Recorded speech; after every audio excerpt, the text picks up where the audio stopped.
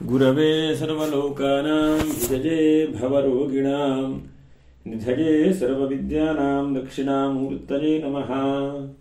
ಶ್ರುತಿಸ್ಮೃತಿಪುರಾಣಾನಾಂ ಆಲಯಂ ಕರುಣಾಲಯಂ ನಮಾಮಿ ಭಗವತ್ಪಾದ ಶಂಕರಂ ಲೋಕಶಂಕರಂ.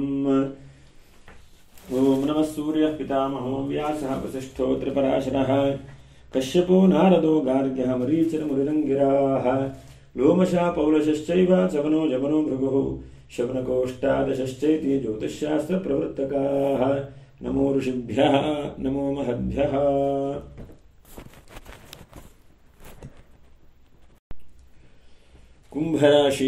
ಕುಂಭರಾಶಿಗೆ ಹೇಗಿದೆ ಮೇ ತಿಂಗಳು ಎಂಬಂತಹ ಎಲ್ಲ ವಿಷಯಗಳನ್ನು ಕೂಡ ನಾವು ತಿಳ್ಕೊಳ್ಳೋಣ. ಇದು ಮಾಸ ಭವಿಷ್ಯ, ಹಾಗಾಗಿ ನಿಮ್ಮ ಜಾತಕದ ಮೇಲೆ ದಶಾಮುಕ್ತಿಗಳ ಮೇಲೆ ವ್ಯತ್ಯಾಸವಾದಂತಹ ಫಲಗಳು ಕೂಡ ಇರಬಹುದು. ನಾವು ಈ ತಿಂಗಳಲ್ಲಿ ಏನೇನಿದೆ ಎಂಬಂತಹ ಮೇ ತಿಂಗಳ ಮಾಸ ಭವಿಷ್ಯಗಳನ್ನು ಹೇಳ್ತಾ ಇರುವಂತಹದ್ದು. ಧನಿಷ್ಠ ನಕ್ಷತ್ರ 3-4ನೇ ಪಾದ, ಶತಭಿಷ ನಕ್ಷತ್ರ 1-2-3-4ನೇ ಪಾದ, ಇನ್ನು ಪೂರ್ವಾಭಾದ್ರ ನಕ್ಷತ್ರ 1-2-3ನೇ ಪಾದ. ಇವರು ವಿಡಿಯೋ ಮುಗಿವರೆಗೂ ಕೂಡ ನೀವು ನೋಡ್ತಾ ಇರಿ. ನಕ್ಷತ್ರ ಪರಿಹಾರಗಳನ್ನು ಹೇಳುವಂತಹ ಒಂದು ಪ್ರಯತ್ನವನ್ನು ಮಾಡ್ತೇನೆ. ನೋಡೋಣ ಏನೇನಿದೆ ಗ್ರಹಸ್ಥಿತಿ ನಮಗೆ ಅಂಥೇಳಿ ನಾವು ನೋಡ್ತಾ ಹೋದರೆ, ಗ್ರಹಸ್ಥಿತಿ ಈ ತಿಂಗಳಲ್ಲಿ ನಿಮ್ಗೆ ಗೊತ್ತಿದೆ, 7.5 ಶನಿ ಇದೆ, ದುಃಖ ಚಿಂತೆ ತೊಂದರೆಯಲ್ಲಿ ಇದ್ದೀರಿ. ಇನ್ನು ಗುರು ಒಬ್ಬನೇ ಮುಂದಕ್ಕೆ ಹೋಗ್ತಾ ಇದ್ದಾನೆ. 3ನೇ ರಾಶಿಯಲ್ಲಿರುವಂತಹ ಗುರು 4ನೇ ರಾಶಿಗೆ ಹೋಗ್ತಾ ಇದ್ದಾನೆ. ಹಾಗೆ ನಿಮ್ಮ ರಾಶಿಯಿಂದ 2ನೇ ರಾಶಿಯಲ್ಲಿ ಕುಜ ಮತ್ತೆ ರಾಹು, 3ನೇ ರಾಶಿಯಲ್ಲಿ ಬುಧ, 4ನೇ ರಾಶಿಯಲ್ಲಿ ರವಿ ಗುರು ಶುಕ್ರರು 4ನೇ ರಾಶಿಯಲ್ಲಿದ್ದಾರೆ. 5, 6, 7ನೇ ರಾಶಿಯಲ್ಲಿ 8ನೇ ರಾಶಿಯಲ್ಲಿ ಕೇತು. ಹೀಗೆಲ್ಲ ಗ್ರಹಸ್ಥಿತಿ ಇದೆ. ಕುಂಭರಾಶಿಯವರಿಗೆ ನೋಡಿ ಏನಾಗ್ತಾ ಇದೆ ಅಂತಂದ್ರೆ, ಚಿಂತೆ ಟೆನ್ಷನ್ ಎಲ್ಲವೂ ಕೂಡ ಶುರುವಾಗಿದೆ. ಹಾಗೆ ಚಿಂತೆ ಟೆನ್ಷನ್ ಎಲ್ಲ ಶುರುವಾದರೂ ಕೂಡ 2ನೇ ರಾಶಿಯಲ್ಲಿರುವಂತಹ ಕುಜ, ಹಾಗೆ 3ನೇ ರಾಶಿಯಲ್ಲಿರುವಂತಹ ಬುಧ, 4ನೇ ರಾಶಿಯಲ್ಲಿರುವಂತಹ ಗುರು ಶುಕ್ರರು ಸ್ವಲ್ಪ ಈ ತಿಂಗಳಲ್ಲಿ ನಿಮ್ಮನ್ನು ಬದಲಾವಣೆ ಉಂಟು ಮಾಡುವ ಹಾಗೆ ಮಾಡ್ತಾರೆ. ಯಾಕಂದ್ರೆ ಎಷ್ಟು ಬದಲಾವಣೆ ಮಾಡ್ತಾರೆ ಅಂತ ಹೇಳಿ ನಿಮ್ಮ ಅನುಭವದ ರೀತಿಯಲ್ಲಿ ನೀವು ತಿಳ್ಕೊಳ್ಬಹುದು. ನಾನು ಗೋಚಾರ ರೀತಿಯಲ್ಲಿ ಈ ಗ್ರಹಸ್ಥಿತಿ ಮೇಲೆ ಹೇಳುವಂತಹ ಪ್ರಯತ್ನ ಮಾಡ್ತೇನೆ. ಒಂದನೇದಾಗಿ ಕಾನೂನಿನ ಸಂಬಂಧವಾದಂತಹ ರೀತಿಯಲ್ಲಿ ಏನೋ ಒಂದು ಬದಲಾವಣೆಗಳು ಬರುತ್ತೆ. ಯಾವುದೊಂದು ಒಳ್ಳೆಯದಾಗ್ತದೆ ಹೇಳಿ ಅನಿಸ್ತಾ ಇದೆ ನಿಮಗೆ, ಅಂತಹ ಒಳ್ಳೆಯದಾದಂತಹ ದಾರಿಗಳನ್ನು ಭಗವಂತ ಅನುಗ್ರಹ ಮಾಡ್ತಾನೆ ಅಂತ ಹೇಳಬಹುದು. ಹಾಗಾಗಿ ಕಾನೂನಿನ ತೊಡಕು ಪರಿಹಾರ ಆಗುವಂತಹ ಸಾಧ್ಯತೆಗಳು, ಮತ್ತೆ ಅರ್ಧಂಬರ್ಧ ಕಟ್ಟಿರುವಂತಹ ಮನೆ ಮುಂದೋಗುವಂತಹ ಸಾಧ್ಯತೆಗಳು. ನೋಡಿ, ಸುಖಸ್ಥಾನಕ್ಕೆ ಗುರು ಹೋಗ್ತಾ ಇದ್ದಾನೆ, ಅದು ಶುಕ್ರನ ಜೊತೆಗಿದ್ದಾನೆ. ಹಾಗಾಗಿ ಸುಖಸ್ಥಾನದಲ್ಲಿರುವಂತಹ ಗುರುವು ಶುಕ್ರನೂ ಕೂಡ ನಿಮಗೆ ಅರ್ಧಂಬರ್ಧ ಆಗಿದ್ರೆ ಮನೆ ಫಿನಿಶ್ ಮಾಡುವಂತಹದ್ದು, ಅಥವಾ ಒಂದು ಸ್ವಲ್ಪ ದುಡ್ಡು ಕೊಟ್ಟಿದ್ದೀರಿ, ಮಿಕ್ಕಿ ದುಡ್ಡು ಕೊಟ್ಕೊಂಡು ಯಾವುದೋ ಒಂದು ಜಾಗ ರಿಜಿಸ್ಟ್ರಿ ಮಾಡ್ಕೊಳ್ಬೇಕು ಅಂತಂದ್ರೆ ಅದು ಮಾಡುವಂಥ ಅವಕಾಶಗಳು. ಮತ್ತೆ ವಾಹನ ಬದಲಾವಣೆ ಮಾಡಬೇಕು ಅಂತಂದ್ರೆ ನೋಡಿ, ಸುಖ ಸ್ಥಾನಕ್ಕೆ ವಿಶೇಷವಾಗಿ ವಾಸ ಮಾಡುವಂಥ ಸ್ಥಾನ ಎಂಬುದಾಗಿ ಹೇಳ್ತೇವೆ. ಮತ್ತೆ ವಾಹನಗಳನ್ನು ಕೂಡ ಈ ಸ್ಥಾನಕ್ಕೆ ಹೇಳ್ತೇವೆ. ಹಾಗಾಗಿ ಏನೋ ಒಂದು ಆಗಬೇಕು ಅಂತಂದ್ರೆ ಆಗುವಂಥ ಸಾಧ್ಯತೆಗಳು ಆಗುತ್ತೆ. ಮತ್ತೆ ಅದರ ಜೊತೆಯಲ್ಲಿ ಗೌರ್ಮೆಂಟಿನ ಅನುಕೂಲವೂ ಕೂಡ ನಿಮಗೆ ಸಿಗುವಂಥ ಚಾನ್ಸಸ್ ಇದೆ. ಯಾಕಂದ್ರೆ ಬಿಸಿನೆಸ್ ಮಾಡಿದಿರಿ, ಲಾಸ್ ಆಗಿದೆ, ನೀವು ಪ್ರೊಫೈಲ್ ಎಲ್ಲ ಹೋಗ್ಬಿಟ್ಟಿದೆ, ನೀವು ಲೋನ್ ಕೊಡ್ತಾರೋ ಇಲ್ಲೋ ಅಂತ ಹೇಳಿ ನೋಡುವಂಥದ್ದು ಬೇಡ, ಲೋನ್ ಅನುಕೂಲ ಆಗುವಂಥ ಸಾಧ್ಯತೆಗಳಾಗುತ್ತೆ. ಮತ್ತೆ ಒಡ ಹುಟ್ಟಿರುವಂತಹ ವ್ಯಕ್ತಿಗಳಿಂದ ಅನುಕೂಲ. ಇದು ಏನು ಅನುಕೂಲ ಅಂತಂದ್ರೆ, ಎಷ್ಟೋ ಸಲ ನಮ್ಮ ಒಡ ಹುಟ್ಟಿದವರೇ ನಮ್ಗೆ ಅನುಕೂಲ ಮಾಡೋದಿಲ್ಲ, ಹೊರಗಡೆಯವರು ಅವರು ಇವರೆಲ್ಲ ಮಾಡ್ತಾರೆ, ಆದರೆ ನಿಮ್ಮವರು ನಿಮಗೆ ಅನುಕೂಲ ಮಾಡುವ ಕಾಣಿಸುತ್ತೆ. ಇನ್ನು ನಿಮ್ಮ ಹಿಂದೆ ಮಾಡಿದಂತಹ ಯಾವುದೋ ಒಂದು ವ್ಯಕ್ತಿಗಳಿಂದ ಈ ತಿಂಗಳಲ್ಲಿ ಸಹಾಯ ಸಹಕಾರ ನಿಮಗೆ ಸಿಗುತ್ತೆ. ಹಿಂದೆ ಯಾವುದೋ ಒಂದು ವ್ಯಕ್ತಿಗಳಿಗೆ ಒಳ್ಳೆಯದು ಮಾಡಿದಿರಿ, ಅಂತ ವ್ಯಕ್ತಿಗಳು ನಿಮಗೆ ಸಹಾಯ ಸಹಕಾರ ಮಾಡ್ತಾರೆ. ವಿದ್ಯಾಭ್ಯಾಸ ಕ್ಷೇತ್ರದಲ್ಲಿದ್ದವರಿಗೆ, ಶೈಕ್ಷಣಿಕ ಕ್ಷೇತ್ರದಲ್ಲಿದ್ದವರಿಗೆ ಬಹಳ ಶುಭ ಅಂತೇಳಿ ಹೇಳಬಹುದು. ಹಾಗೆ ಕಬ್ಬಿಣ ವ್ಯಾಪಾರ ವ್ಯವಹಾರ ಮಾಡೋರು, ಬಟ್ಟೆ ವ್ಯಾಪಾರ ವ್ಯವಹಾರ ಮಾಡೋರು, ನೀರಿನ ವ್ಯಾಪಾರ ವ್ಯವಹಾರ, ಕೃಷಿಕರಿಗೆಲ್ಲ ಬಹಳ ಶುಭವಾಗ್ತದೆ ಈ ತಿಂಗಳಲ್ಲಿ ಅಂತ ಹೇಳ್ಬೋದು. ಒಂದು ದೊಡ್ಡ ಬಲ ನಿಮಗೇನು ಬರುತ್ತಪ್ಪ ಅಂತಂದ್ರೆ, ನಿಮ್ಮ ಜೊತೆಗೆ ಈ ತಿಂಗಳಲ್ಲಿ ಯಾರೋ ಒಬ್ರು ಗಟ್ಟಿಯಾದಂಥ ವ್ಯಕ್ತಿ ನಿಂತ್ಕೊಳ್ತಾರೆ. ಯಾಕಂದ್ರೆ ನಿಮ್ಮ ಜೊತೆಗೆ ಯಾರೂ ಇಲ್ಲ ಅಂತಾದ್ರೆ ಪುನಃ ಸಮಸ್ಯೆಯೇ, ಆದರೆ ನಿಮ್ಮ ಜೊತೆಗೆ ಯಾವುದೋ ಒಂದು ವ್ಯಕ್ತಿಗಳು ನಿಮ್ಮ ಬೆನ್ನೆಲುಬಾಗಿ ಈ ತಿಂಗಳು ನಿಂತ್ಕೊಳ್ತಾರೆ.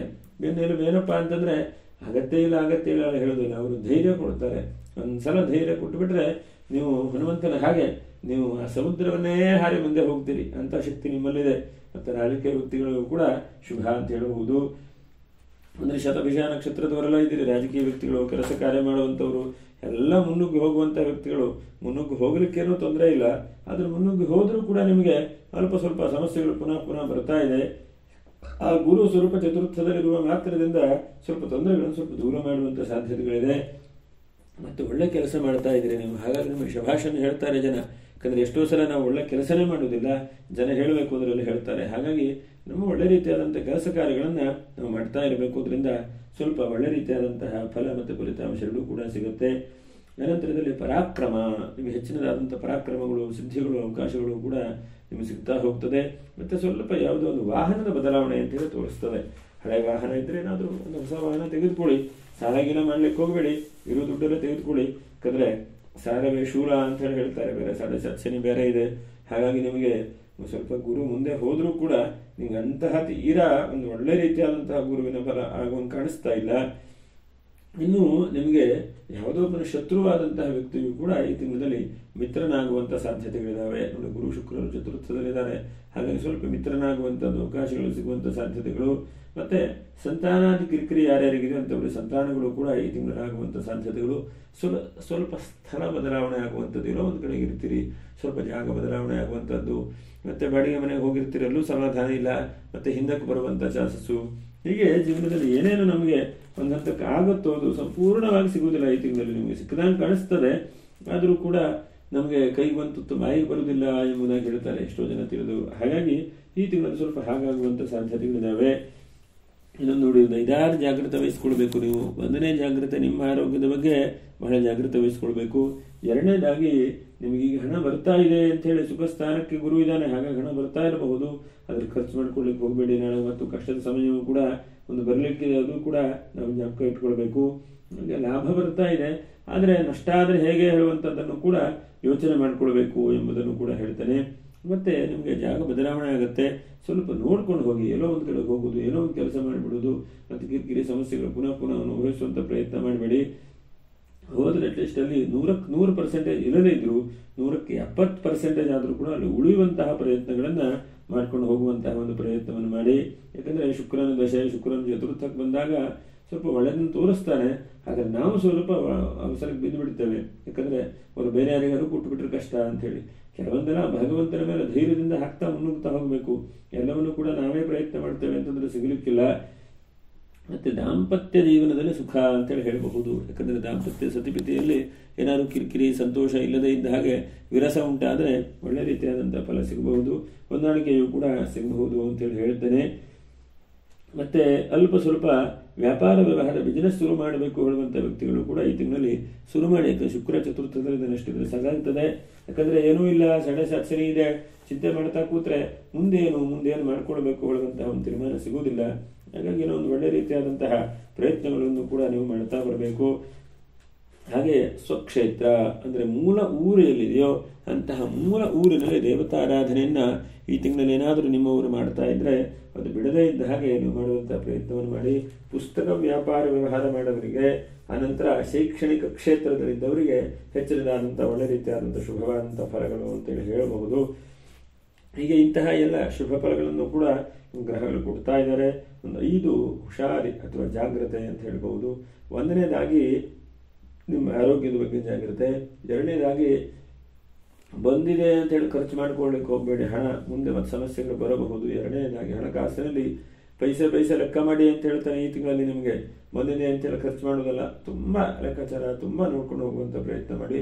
3ನೇದಾಗಿ ಎಷ್ಟು ಸಾಧ್ಯ ಆಗುತ್ತೋ ಅಷ್ಟು ನಿಮ್ಮ ಇನ್ನೊಬ್ಬರಿಗೆ ಒಳ್ಳೇದು ಮಾಡಲಿಕ್ಕೆ ಪ್ರಯತ್ನ ಮಾಡಬೇಕು. ಆದರೆ ನಿಮ್ಮ ಕೈದು ಎಷ್ಟಾಗತ್ತೆ ಎಂಬುದನ್ನು ನೋಡ್ಕೊಂಡು ಮಾಡಬೇಕು. ಈ ರಾಶಿಯವರು ಏನಾಗ್ತದೆ ಅಂತಂದರೆ ಬಂದರೆ ದುಡ್ಡೆಲ್ಲ ಬೇರೆಯವ್ರಿಗೆ ಕೊಟ್ಟು ಬಿಡುವಂಥದ್ದು, ಕೊನೆಗೆ ಅವ್ರ ಮನೆಗೆ ಹೋಗಿ ನಿಂತ್ಕೊಳ್ಳುವಂಥ ಪ್ರಯತ್ನ ಆಗ್ತದೆ. ಹಾಗೆ ಮಾಡಬಾರ್ದು. ಯಾರಿಗೆ ಯಾವುದೂ ಶಾಶ್ವತ ಅಲ್ಲ. ಆದರೆ ನಮ್ಮ ಕೈಯಲ್ಲಿ ದುಡ್ಡಿಲ್ಲ ಅಂತಂದರೆ ಯಾರೂ ಕೇಳುವುದಿಲ್ಲ. ನಬಂಧು ಮಧ್ಯೆ ಧನಹೀನ ಜೀವನಂ ಎಂಬುದಾಗಿ ಒಂದು ಸುಭಾಷಿತ ಹೇಳ್ತದೆ.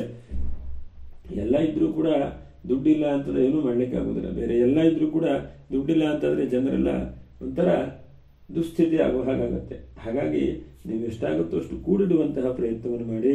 ಮತ್ತು ಸ್ವಲ್ಪ ಗೃಹಿಣಿಯರಿಗೆ ಸ್ವಲ್ಪ ಜಾಗ್ರತೆ ಅಂತೇಳಿ ಹೇಳ್ತೇನೆ. ಅನಂತರದಲ್ಲಿ ಸ್ವಲ್ಪ ಕಣ್ಣಿನ ವಿಷಯದಲ್ಲಿ ಸ್ವಲ್ಪ ಜಾಗ್ರತೆ. ಕಣ್ಣಿಗೆ ಏನಾದರೂ ತೊಂದರೆ ಆಗುವಂಥದ್ದು, ಚುಚ್ಚುವಂಥದ್ದು ಹೀಗೆ ಆಗ್ತದೆ. ಮತ್ತು ವಾಹನಗಳನ್ನು ಸರಿಯಾದ ಜಾಗದಲ್ಲಿ ಇಡಿ. ಸ್ವಲ್ಪ ಈ ತಿಂಗಳಲ್ಲಿ ಸ್ವಲ್ಪ ಚೋರ ಭಯವೂ ಕೂಡ ಆಗುವಂಥ ಸಾಧ್ಯತೆಗಳು. ಎಲ್ಲೋ ಒಂದು ಕಡೆ ಇಟ್ಕೊಂಡು ಹೋಗ್ತೀರಿ, ಇಟ್ಕೊಂಡು ಹೋಗುವಂಥದ್ದು.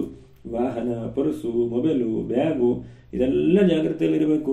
ಯಾಕಂದರೆ ಏನಾಗ್ತದೆ, ಇವತ್ತಿನ ಕಾಲದಲ್ಲಿ ಒಂದು ನೆನಪೇ ಇಲ್ಲದೆ ಇದ್ದಾಗ ಹೋಗ್ತದೆ. ನಮ್ಮ ಫೋನಲ್ಲಿ ಮಾತಾಡೋದು, ಬೇರೆ ಕೆಲಸ ಮಾಡೋದು ಹೀಗೆಲ್ಲ ಇದ್ದಾಗ ಮರೆತು ಹೋಗುವಂಥ ಸಾಧ್ಯತೆಗಳಾಗತ್ತೆ ಪ್ರತಿಯೊಬ್ಬರಿಗೂ. ಹಾಗಾಗಿ ಅದರ ಬಗ್ಗೆ ಸ್ವಲ್ಪ ಜಾಗ್ರತೆ ವಹಿಸ್ಕೊಳ್ಬೇಕು. ಇದಿಷ್ಟು ನೀವು ಮಾಡಿಕೊಂಡ್ರೆ ಕುಂಭರಾಶಿಯವರಿಗೆ ದೈವಾನುಗ್ರಹ ಅನುಕೂಲ ಆಗ್ತಾ ಹೋಗ್ತದೆ. ನಕ್ಷತ್ರ ಪರಿಹಾರಗಳೇನು? ಧನಿಷ್ಠ ನಕ್ಷತ್ರ 3-4ನೇ ಪಾದ, ಎಷ್ಟು ಸಾಧ್ಯ ಆಗುತ್ತೋ ಅಷ್ಟು ಬಿಲ್ವಪತ್ರ ಅರ್ಚನೆ ಶಿವನಿಗೆ ಮಾಡಿ.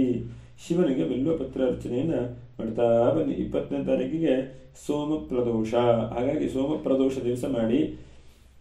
ಇನ್ನು ಕನಿಷ್ಠ ಶತಭಿಷ ನಕ್ಷತ್ರ. ಶತಭಿಷ ನಕ್ಷತ್ರ ನೋಡಿ, ನರಸಿಂಹ ಜಯಂತಿ ಇದೆ 22ನೇ ತಾರೀಕಿಗೆ. ಮರೆಯದೆ ನರಸಿಂಹ ಜಯಂತಿ ದಿವಸ ನರಸಿಂಹಸ್ವಾಮಿ ದೇವಸ್ಥಾನಕ್ಕೆ ಹೋಗಿ ಹಾಲಿನ ಅಭಿಷೇಕ ಮಾಡಿಸಿ ನರಸಿಂಹದೇವರಿಗೆ ಭಕ್ತಿಯಿಂದ ಪ್ರಾರ್ಥನೆ ಮಾಡ್ಕೊಳ್ಳಿ. ಇನ್ನು ಧನಿಷ್ಠ, ಶತಭಿಷ, ಪೂರ್ವಭದ್ರ. ಪೂರ್ವಭಾದ್ರ ನಕ್ಷತ್ರ 1, 2, 3ನೇ ಪಾದ. ಪೂರ್ವಭಾದ್ರ ನಕ್ಷತ್ರದವರು ಎಷ್ಟು ಸಾಧ್ಯ ಆಗುತ್ತೋ ಅಷ್ಟು ಭಗವಂತನ ನಾಮಸ್ಮರಣೆ ಮಾಡಿ, ಭಗವಂತನನ್ನು ಭಕ್ತಿಯಿಂದ ಬೇಡಿಕೊಳ್ಳಿ. ಭಗವಂತನನ್ನು ಬೇಡಿಕೊಂಡ್ರೆ ಆ ಭಗವಂತನನ್ನು ರಕ್ಷಣೆ ಮಾಡ್ತಾನೆ. ಆ ರಕ್ಷಣೆ ಮಾಡಿ ದೈವಾನುಗ್ರಹ ಆಗಲಿ, ಮಂಗಲವಾಗಲಿ ಅಂತ ಹೇಳ್ತಾ ಮುಂದಿನ ವೇಳೆಯಲ್ಲಿ ಭೇಟಿ ಮಾಡೋಣ. ನಮಸ್ಕಾರ. ಲೋಕ ಸಮಸ್ತ ಸುಖಿನೋ ಭವಂತು. ನಮಸ್ಕಾರ.